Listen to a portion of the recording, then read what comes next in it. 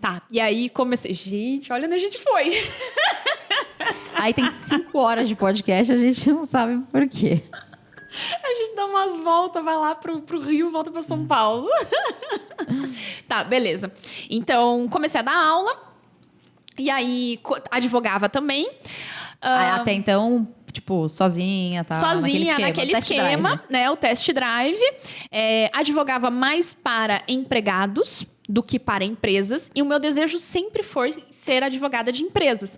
Mas na época, eu não me sentia competente para atender empresas. Assim, eu não me sentia capaz. Né? Eu não entendia nada, eu tinha medo, eu era vergonha. Eu morria de vergonha, era tímida, não me vendia de jeito nenhum. Né? Então, assim, eu realmente tinha dificuldades e não me sentia capaz de conquistar uma empresa. Então, eu advogava para reclamantes, porque também precisava da grana, né?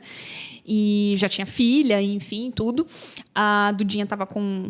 A Duda nasceu em 2012, só para situar. Então, Dudinha eram babies. E aí, comecei. E um colega meu me indicou meu primeiro cliente empresa. E ele falou assim, Rafa, você tem competência, você sabe, você domina a teoria, você é professora, caramba. Né? Não venha falar que você não tem competência. Talvez você não entenda a prática ali, a realidade, mas a teoria tu manja. Eu não acho que não é isso, é segurança. Né? É segurança. E aí atendi e falei assim, acho que eu consigo. Não parece aquele monstro como era. E aí, só que da mesma forma, eu tinha dificuldade ainda de prospectar os clientes. Eu era muito tímida mesmo, né? Eu nunca falava que eu era advogada, eu sempre falava que eu era professora. Então, assim, era um negócio que não dava para entender. É muito fácil contratar uma advogada que diz que é professora, né? É tranquilo, né? É um produto aqui e outro lá, né? O que você faz? Então, Rafa, eu tô com um problemão na minha empresa. Nossa, cara, olha, tem um cara me botando no pau, me pedindo um monte de coisa. A propósito, o que você faz da vida? Eu sou professora. Eu até falava que eu era advogada. Sou advogada, enfim. Mas eu realmente não tinha, sabe, aquela coisa de vendedor mesmo que hoje eu tenho, né? Desenvolvi.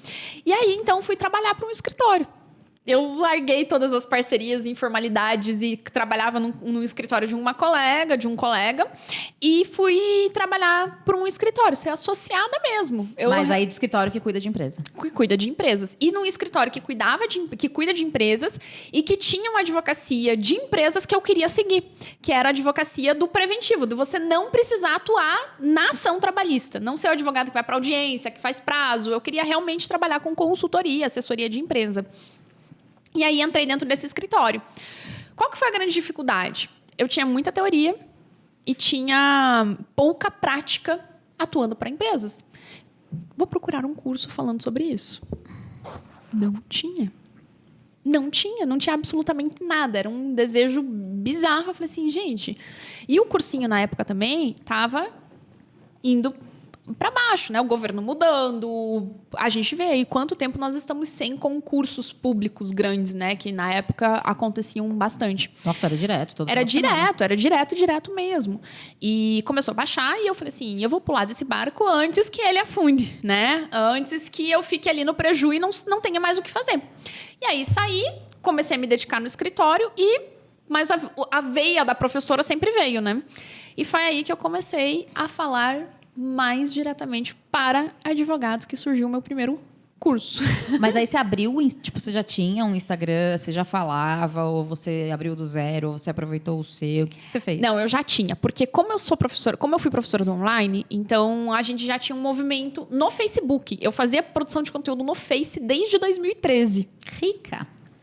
Mas você enxergou uma necessidade onde outras pessoas também pediam isso em troca com outros parceiros, assim? Ele viu uma necessidade ou você falou assim, cara, é uma necessidade minha que talvez seja para outras pessoas, eu vou encarar? As duas, mas mais o meu desejo. É uma necessidade minha. E se é minha, talvez seja da grande maioria. Exato.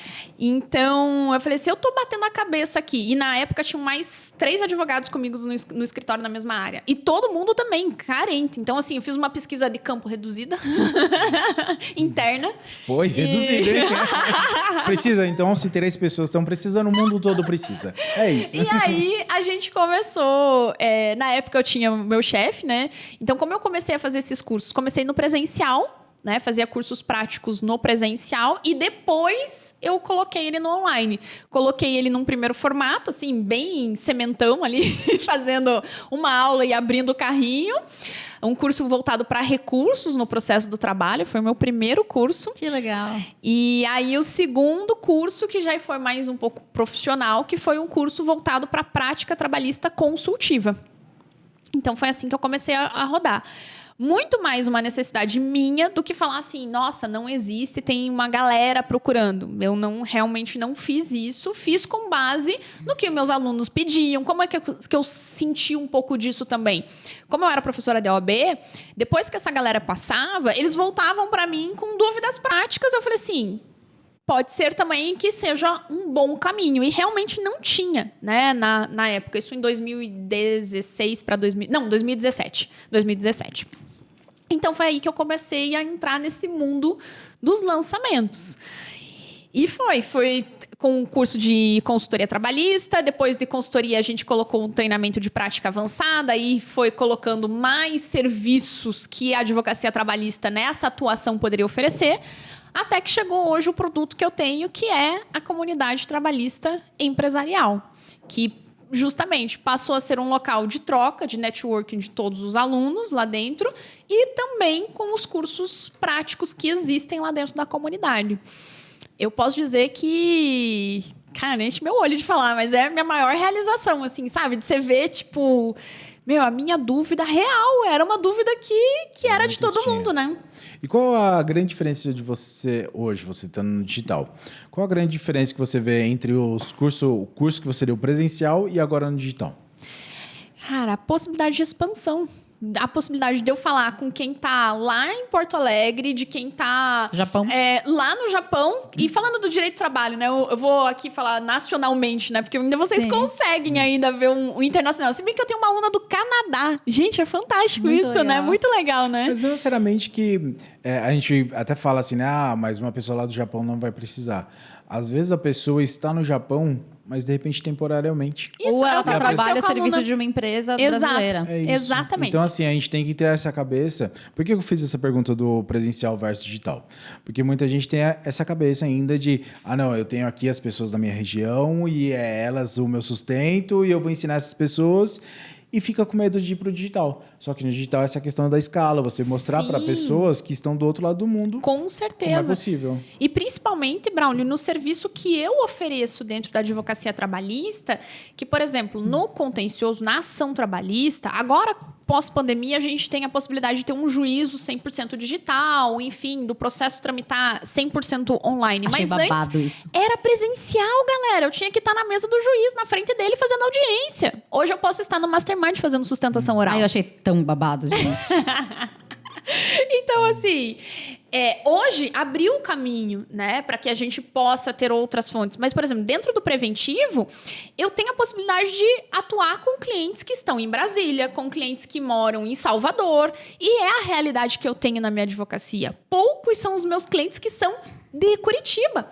Então, essa mentalidade que ainda existe de quem é do interior, eu encontro muita resistência em quem é advogado no interior. Porque eles vêm justamente com isso que você falou.